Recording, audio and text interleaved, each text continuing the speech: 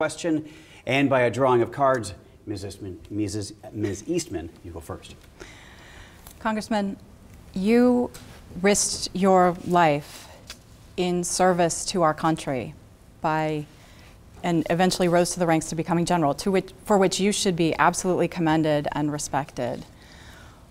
Why have you not been willing to risk your political life by standing up for the district, for America, to a president who continuously threatens our national security, who devalues American values, who's constantly spouting off, engaging in haphazard policies, alienating our allies around the world, and simply just acting in a way that is so fundamentally un-American that for many of us it's just hard to watch every day? Well, thank you. You know, this is an example of the vitriol and the anger that's dividing us. I think we can do better. I have not agreed with all the president's comments and all of his tweets. I've been on multimedia here in the local area talking about them, but we have delivered results. You have the strongest economy in 5 decades. We helped make that possible. We've restored our national security through the last 2 years of funding, and I've been a leader on that. We've done great work with our VA, opioids. We have committed with our allies, like we promised Israel since 1996 to move that embassy over. We followed through on that. We have better ties with them than we've had in a long time.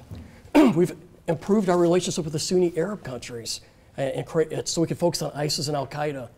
We've done good work in Europe where we have improved NATO funding because of the pressure the president's put on it. I don't agree with everything the president has said, but our policies are working and America is stronger than ever. Congressman, your turn. Ask Ms. Eastman a question. Okay, thank you. So Russia and China has modernized their strategic nuclear forces significantly, and we have not, for the most part, for the last couple of decades.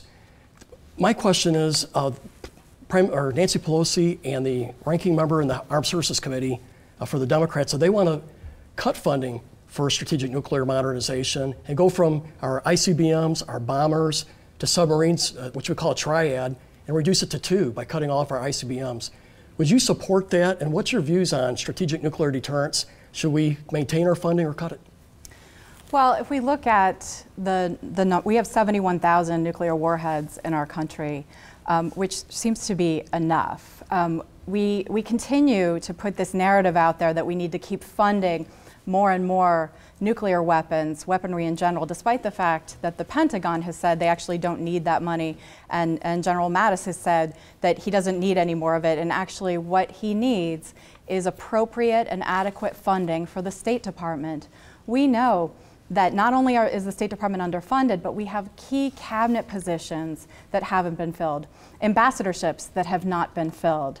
We don't have an ambassador to Saudi Arabia right now. This is an area where we need to be investing and making sure that our State Department is adequately funded, because we know that nuclear war ends badly for all of us.